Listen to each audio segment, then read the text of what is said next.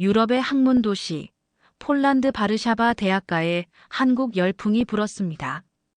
교수실, 강의실, 동아리방, 기숙사까지 온 캠퍼스를 넘어 도시를 뒤덮은 놀라운 변화. 그 중심에 한국을 비웃던 문화 인류학 교수가 있었다고 하는데요. 과연 무슨 일이 있었던 걸까요? 오늘의 사연 시작하겠습니다. 저는 엘리사 코발스카입니다. 바르샤바 교육대학에서 문화 인류학을 가르치고 있죠.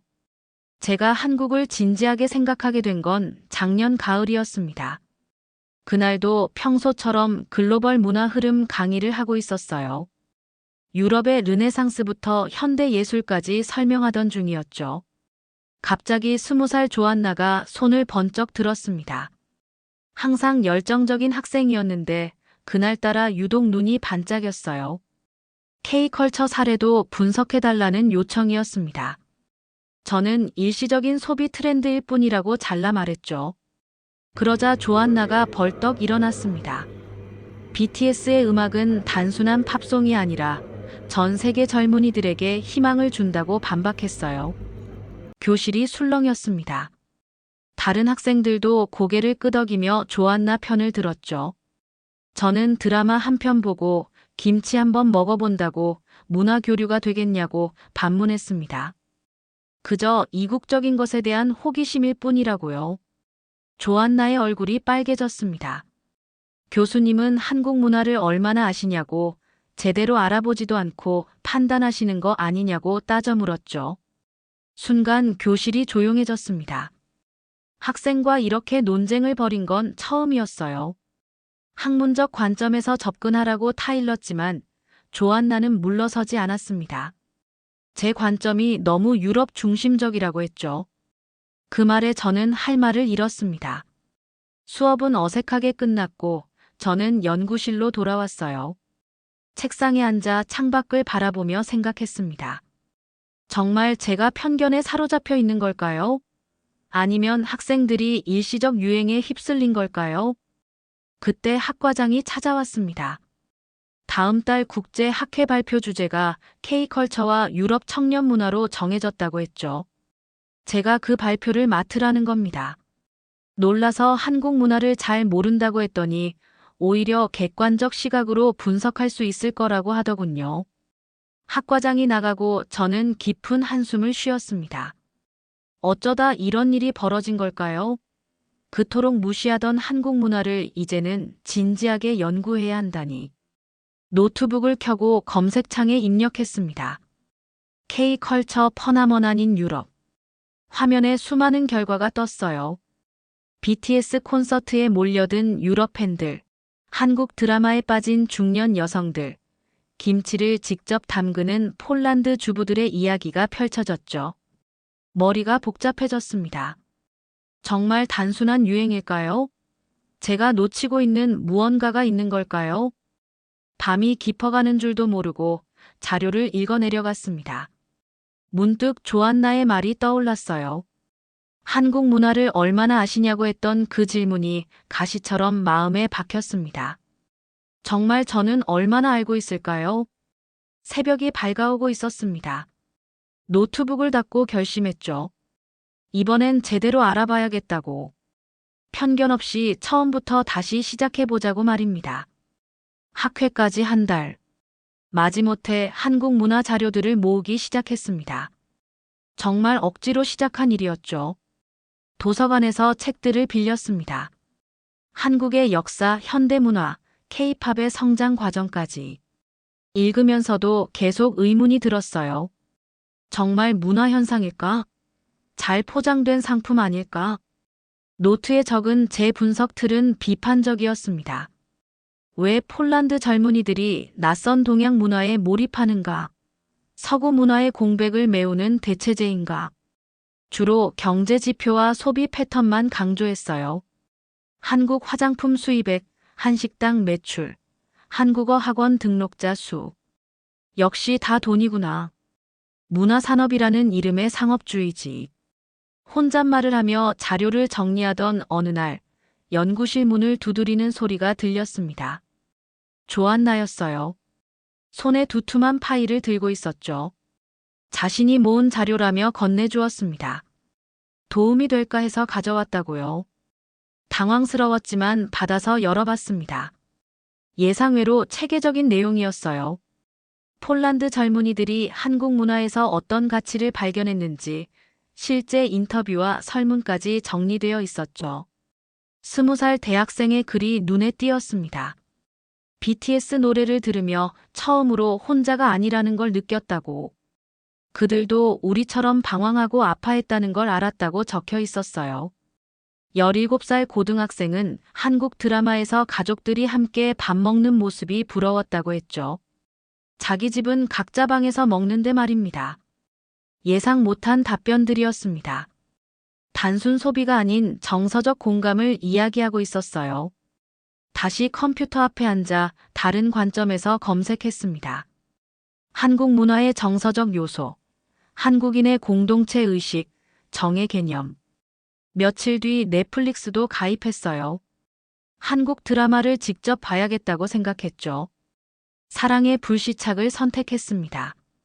처음엔 분석하려고 메모장을 켜놓고 봤는데 어느새 스토리에 빠져들었어요. 북한과 남한, 다른 세계에서 온 두 사람이 서로를 이해해가는 과정이 묘하게 제 상황과 겹쳐 보였습니다. 드라마가 끝나고 당황스러웠습니다. 왜 눈물이 났을까요? 단순한 멜로드라마인데 왜 이렇게 마음이 움직였을까요? 다음 날 BTS의 스프링데이 뮤직비디오를 찾아봤습니다.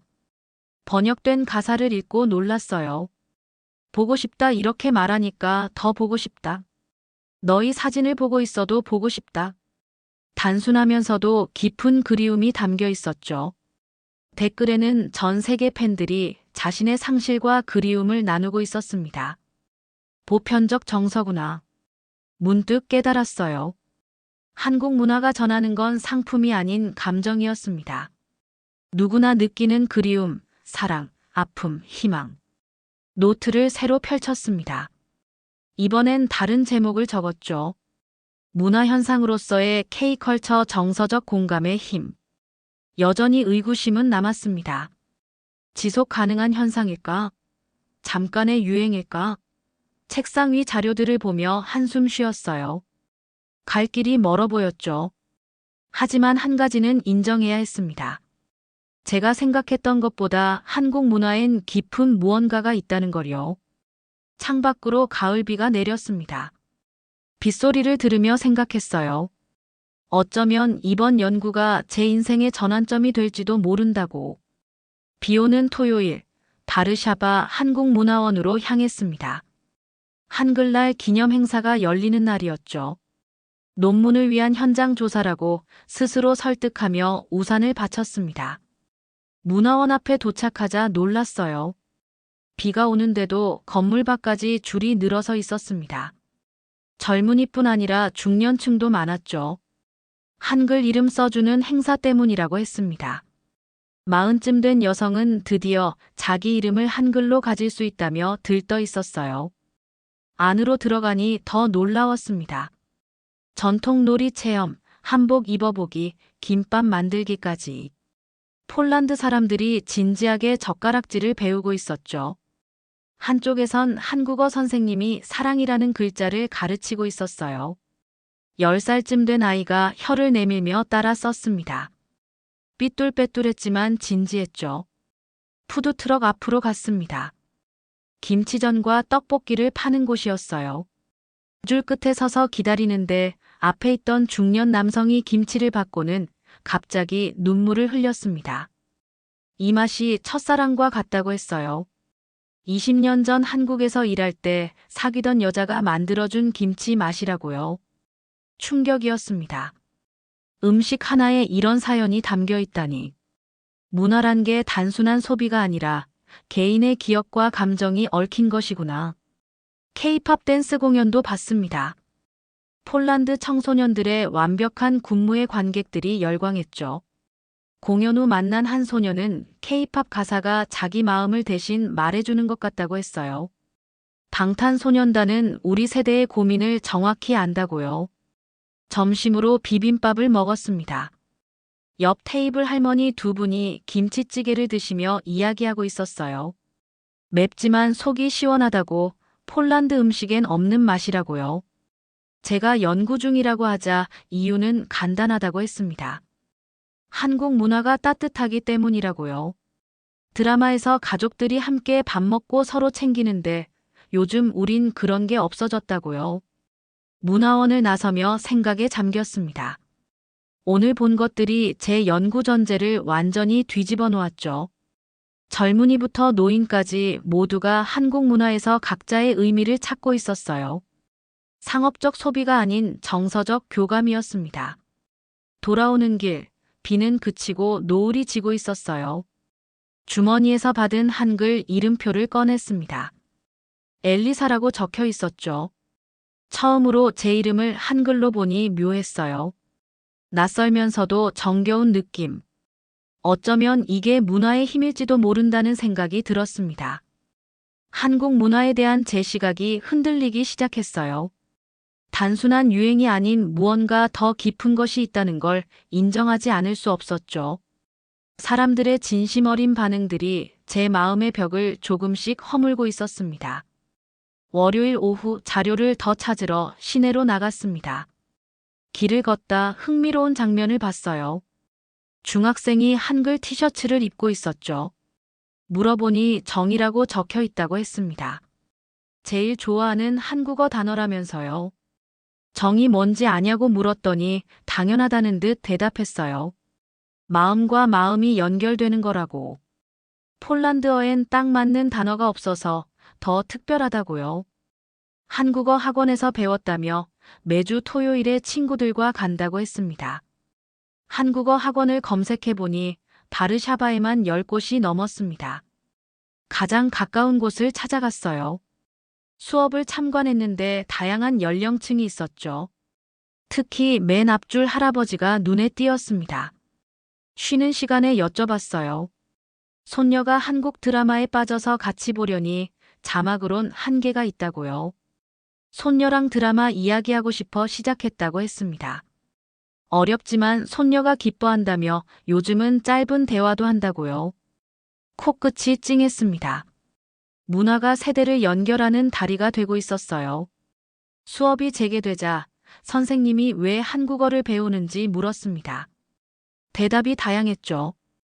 드라마를 자막 없이 보고 싶다. 한국 회사에 취직하고 싶다. 한국 친구들과 대화하고 싶다. BTS 콘서트에서 응원하고 싶다.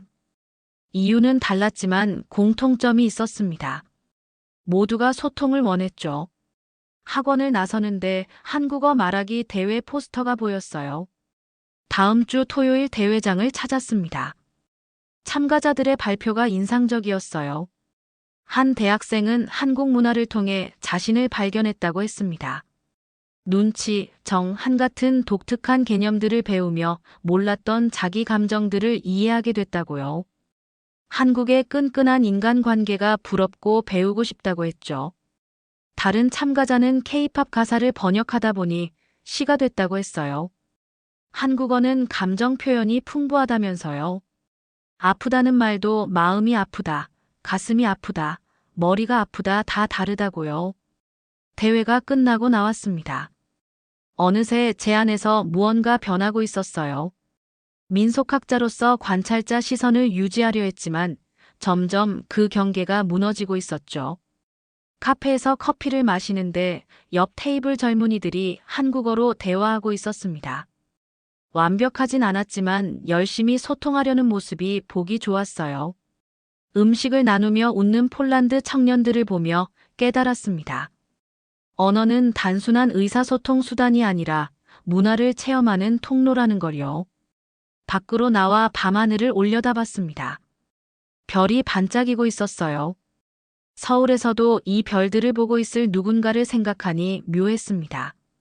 어쩌면 우리는 생각보다 더 가까이 연결되어 있는지도 모른다는 생각이 들었어요. 연구자로서 객관성을 유지하려 했지만 점점 어려워졌습니다. 사람들의 진심 어린 열정과 한국 문화에 대한 애정이 제 마음을 움직이고 있었죠.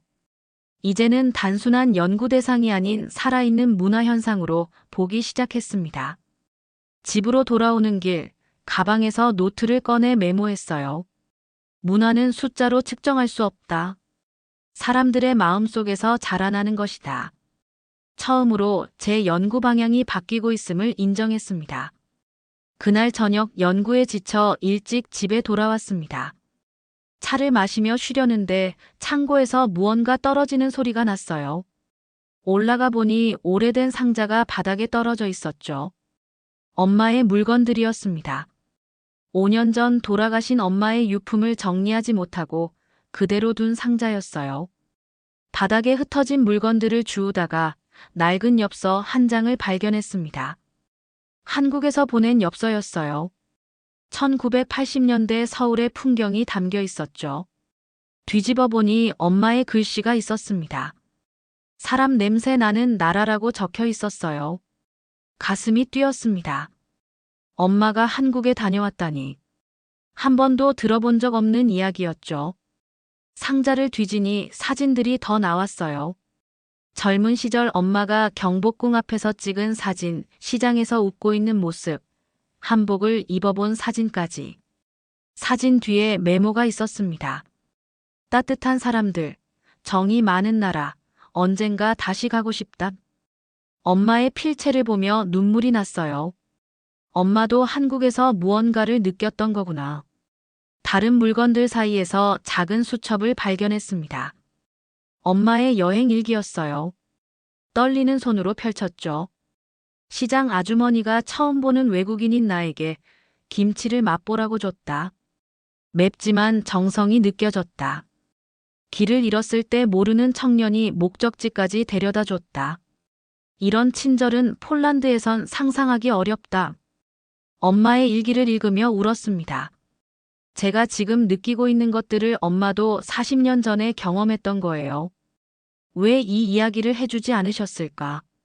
아니, 어쩌면 제가 듣지 않았던 걸지도 모르죠. 마지막 페이지에 이런 글이 있었어요. 언젠가 딸이 크면 함께 한국에 가고 싶다. 이 따뜻한 나라를 딸도 경험했으면 좋겠다. 책을 덮고 한참을 울었습니다. 엄마가 남긴 이 유품들이 저를 한국으로 이끌고 있는 것 같았어요. 운명처럼 느껴졌죠. 밤새 엄마의 사진들을 정리했습니다. 한 장 한 장 넘기며 엄마가 느꼈을 감정들을 상상했어요. 이방인이었을 엄마가 한국에서 받았을 환대, 낯선 문화 속에서 발견한 따뜻함. 새벽녘 거울을 봤습니다. 눈이 퉁퉁 부어 있었죠. 하지만 마음은 이상하게 편안했어요. 처음으로 한국이라는 나라가 가깝게 느껴졌습니다. 책상으로 돌아와 노트북을 열었어요. 학회 발표 자료를 처음부터 다시 정리하기 시작했죠. 이번엔 다른 관점이었습니다. 통계와 수치가 아닌 사람들의 이야기, 감정의 교류, 문화적 공감에 초점을 맞췄어요. 해가 뜨고 있었습니다. 창밖을 보며 결심했죠. 이제 직접 가봐야겠다고. 엄마가 느꼈던 그 따뜻함을 제 마음으로 느껴봐야겠다고. 여행사에 전화했습니다. 일주일 뒤 서울행 비행기를 예약했어요. 떨리면서도 설렜죠. 마치 오래전 약속을 지키러 가는 것 같았습니다. 엄마의 사진을 가방에 넣었어요. 엄마가 찍었던 그 장소들을 찾아가 보고 싶었죠. 40년의 시간을 뛰어넘어 엄마와 같은 경험을 하고 싶었습니다. 인천공항에 도착했을 때 가슴이 두근거렸습니다. 엄마의 사진 속 그 나라에 제가 서 있다니. 공항버스를 타고 서울로 향하며 창밖을 내다봤어요. 높은 빌딩들 사이로 한강이 보였죠. 숙소는 북촌 한옥 게스트하우스였습니다. 좁은 골목길을 찾아 들어가니 아담한 한옥이 나왔어요. 주인 할머니가 반갑게 맞아주셨습니다. 방에 짐을 풀고 경복궁으로 향했어요. 엄마가 찍었던 그 자리에 서고 싶었죠. 광화문을 지나 근정전 앞에 섰습니다. 웅장한 건물이 주는 압도감에 숨이 막혔어요. 관광객들 사이에서 정이라고 새겨진 기념품을 발견했습니다. 순간 뭉클했어요. 바르샤바에서 만난 그 중학생이 떠올랐죠. 이 글자 하나가 이렇게 많은 의미를 담고 있다니. 저녁엔 게스트하우스로 돌아왔습니다. 할머니가 된장찌개를 끓여주셨어요. 뜨거운 국물을 떠먹으며 이야기를 나눴죠. 왜 한국에 왔냐고 물으시기에 엄마 이야기를 했습니다. 할머니 눈가가 촉촉해졌어요. 어머니가 그리워하셨을 거라고, 한국은 정이 많은 나라니까 마음에 남았을 거라고 하셨죠. 그러면서 제 손을 꼭 잡아주셨습니다. 그 따뜻한 손길에 눈물이 났어요. 다음 날 새벽 템플스테이에 참가했습니다. 조계사였죠. 새벽 예불에 참석하고 108배를 했어요. 처음엔 힘들었지만 점점 마음이 고요해졌습니다. 명상 시간엔 엄마를 떠올렸어요. 어쩌면 엄마도 이런 평온함을 느꼈을지 모른다고 생각했죠. 스님과 차를 마시며 대화했습니다. 한국의 정에 대해 여쭤봤어요. 스님은 정은 마음과 마음이 통하는 것이라고 하셨죠. 말이 없어도 서로를 이해하고 아끼는 마음이라고요. 인사동을 걸으며 전통 찻집에 들렀습니다. 오미자차를 마시며 창밖을 봤어요. 오가는 사람들의 표정이 따뜻해 보였죠. 문득 깨달았습니다. 제가 찾던 답이 여기 있다는 걸요. 한국은 단순한 트렌드가 아니었어요. 사람과 사람 사이의 따뜻한 연결, 정이라는 보이지 않는 끈이 이 사회를 지탱하고 있었죠. 그것이 전 세계 사람들의 마음을 움직이는 힘이었습니다. 광장시장에도 갔어요. 엄마 사진에 있던 그 시장이었죠. 40년이 지났지만 여전히 활기찼습니다. 빈대떡을 사 먹으며 주변을 둘러봤어요. 상인들의 정겨운 목소리, 손님들과 농담 주고받는 모습이 정겹게 느껴졌죠. 순대가게 아주머니가 외국인인 저를 보고 반갑게 맞아주셨어요. 처음 먹어보냐며 이것저것 덤으로 주시더군요. 맛있게 먹는 모습을 보며 흐뭇해하시는 표정에서 진심이 느껴졌습니다. 한강공원에도 갔습니다. 치킨과 맥주를 사서 잔디밭에 앉았어요. 주변에 가족들, 연인들, 친구들이 옹기종기 모여 있었죠. 모두가 여유롭게 시간을 보내는 모습이 평화로웠습니다. 일주일간의 서울 여행이 끝나갈 무렵, 저는 완전히 다른 사람이 되어 있었어요. 한국에 대한 편견은 사라졌고 대신 깊은 애정이 생겼죠. 이제 조안나가 왜 그렇게 열정적이었는지 이해할 수 있었습니다. 바르샤바로 돌아와 학회 준비에 들어갔습니다. 하지만 이제 제 발표는 완전히 달라져 있었어요. 기존의 비판적 분석은 모두 버렸죠. 대신 제가 직접 경험하고 느낀 것들로 채웠습니다. 발표 당일 강단에 섰습니다. 청중석엔 유럽 각국의 문화 인류학자들이 앉아 있었어요. 조안나도 맨 앞줄에서 긴장된 표정으로 저를 바라보고 있었죠. 첫 슬라이드를 띄웠습니다. K컬처는 소비가 아닌 연결이었다라는 제목이었죠. 청중들이 웅성거렸습니다. 예상과 다른 제목이었으니까요. 저는 엄마의 사진을 보여주며 이야기를 시작했습니다. 40년 전 한국을 여행했던 폴란드 여성의 기록, 그리고 그 딸인 제가 다시 찾은 한국의 모습을요. 한국문화원에서 만난 사람들의 이야기를 들려줬습니다. 김치 맛에서 첫사랑을 떠올린 남자, 손녀와 소통하기 위해 한국어를 배우는 할아버지, 정이라는 글자를 가슴에 새긴 중학생의 이야기를요. 직접 경험한 서울 이야기도 했습니다. 게스트하우스 할머니의 따뜻한 손길, 시장 상인들의 넉넉한 인심, 한강에서 본 평화로운 일상의 모습들을요. 발표를 마치며 말했습니다. 문화는 강자가 약자에게 주입하는 것이 아니라고. 마음을 열고 다가가는 자가 먼저 만나는 것이라고. 한국 문화가 세계인의 마음을 움직이는 건 정이라는 보편적 가치 때문이라고요. 박수가 터져 나왔습니다. 몇몇 교수들은 눈물을 글썽이기도 했죠. 질의응답 시간에 한 교수가 물었어요. 학자로서 객관성을 잃은 것 아니냐고. 저는 대답했습니다. 때론 마음으로 이해해야 진실에 가까워질 수 있다고. 문화를 연구하는 사람이 그 문화에 감동받지 못한다면 어떻게 제대로 이해할 수 있겠냐고요. 발표가 끝나고 조안나가 다가왔습니다. 눈물을 글썽이며 말했어요. 교수님이 이해해 주셔서 정말 기쁘다고. 제가 먼저 손을 내밀었습니다. 미안했다고, 당신이 옳았다고. 그날 밤 제 발표 영상이 온라인에 올라갔습니다. 예상외로 큰 반향을 일으켰죠. 전 세계에서 댓글이 달렸어요. 비슷한 경험을 한 사람들이 공감한다고, 감동적이었다고. 침대에 누워 천장을 바라봤습니다. 학자로서의 삶이 완전히 바뀐 날이었어요. 하지만 후회는 없었죠. 오히려 더 넓은 세상을 보게 된 것 같았습니다. 학회 발표 이후 제 삶은 완전히 달라졌습니다. 우선 한국어 수업을 등록했어요. 매주 월수금 저녁 퇴근 후 한국어 학원으로 향했죠. 처음엔 어려웠지만 점점 재미를 느꼈습니다. 학교에서도 변화가 생겼어요. 학생들이 제게 한국 문화에 대해 더 많이 물어보기 시작했죠. 그래서 작은 동아리를 만들었습니다. 한국문화연구회라는 이름으로요. 매주 금요일 오후 학생들과 모여 한국 영화를 보고 토론했습니다. 한국 음식도 함께 만들어 먹었죠. 처음엔 김밥부터 시작해서 나중엔 김치찌개까지 도전했어요. 조안나는 동아리의 리더가 됐습니다. 다른 학생들에게 한국어를 가르치고 K-팝 댄스도 알려줬죠. 제가 배우는 입장이 된 게 신기했어요.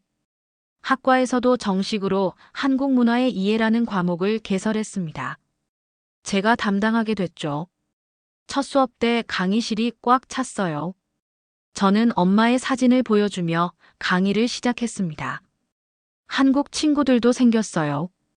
바르샤바에 사는 한국인 유학생들과 언어 교환을 시작했죠. 그들에게 폴란드어를 가르치고 저는 한국어를 배웠습니다. 주말엔 함께 한국 식당에 가기도 했어요. 게스트하우스 할머니와도 연락을 주고받았습니다. 카카오톡을 배워서 가끔 안부를 전했죠. 할머니는 제가 보고 싶다며 언제 또 오냐고 물으셨어요. 어느 날 수업을 마치고 연구실로 돌아왔습니다. 책상 위엔 학생들이 써준 한글 편지가 놓여 있었어요. 교수님 감사합니다. 한국 문화를 알게 해주셔서 고마워요. 같은 메시지들이었죠. 창밖을 내다봤습니다. 캠퍼스에서 학생들이 K-팝 음악에 맞춰 춤을 추고 있었어요. 몇 달 전만 해도 상상할 수 없던 광경이었죠. 저녁이 되자 동아리 학생들과 함께 학교 근처 한국 식당에 갔습니다. 삼겹살을 구우며 소주잔을 기울였죠. 학생들이 어눌한 한국어로 건배사를 외쳤어요. 건배. 우리의 우정을 위하여. 집으로 돌아오는 길, 밤하늘을 올려다봤습니다. 별들이 반짝이고 있었어요. 문득 혼잣말이 나왔죠. 문화는 강자가 주는 것이 아니라 마음을 여는 자가 먼저 만나는 것이다. 그 말을 하는 순간 엄마가 제 옆에서 미소 짓고 있는 것 같았습니다. 엄마도 이런 제 모습을 보면 기뻐하시겠죠? 주머니에서 한글 이름표를 꺼냈어요. 엘리사라고 적힌 그 이름표를 보며 생각했습니다. 이제 저는 단순한 관찰자가 아니라 두 문화를 잇는 다리가 된 것 같다고. 바르샤바의 밤거리를 걸으며 마음속으로 다짐했습니다. 이 작은 한국을 더 크게 키워가겠다고. 더 많은 사람들이 제가 느낀 이 따뜻함을 경험할 수 있도록 도와주겠다고. 그렇게 저의 새로운 꿈이 시작됐습니다. 문화인류학자에서 문화의 전달자로, 비판자에서 이해자로 변화한 저의 이야기는 이제 막 첫 장을 넘긴 것뿐이었죠. 여러분, 이제 제 이야기를 마칩니다. 처음 한국 문화를 편견으로 바라보던 저는 이제 완전히 다른 사람이 됐어요. 제가 배운 가장 큰 교훈은 이겁니다. 진정한 이해는 마음을 열 때 시작된다는 것. 우리가 서로의 문화를 소비 대상이 아닌 삶의 방식으로 받아들일 때 비로소 진짜 연결이 일어납니다. 한국의 정이라는 개념이 제게 가르쳐 준 건 인간은 결국 서로 연결되고 싶어 한다는 사실이었어요. 국경과 언어의 장벽을 넘어 우리 모두는 따뜻한 관계를 갈망하죠. K컬처가 전 세계인의 마음을 움직이는 이유도 바로 여기에 있다고 생각합니다. 저는 이제 문화를 연구하는 학자를 넘어 문화를 연결하는 다리가 되고 싶습니다. 제가 경험한 이 놀라운 변화를 더 많은 사람들과 나누고 싶어요. 오늘 사연 여기까지입니다. 사연 어떠셨나요? 좋으셨다면 구독과 좋아요를 눌러주세요. 여러분들의 관심은 감동단지의 영상 제작에 아주 큰 힘이 됩니다. 시청해주셔서 감사합니다.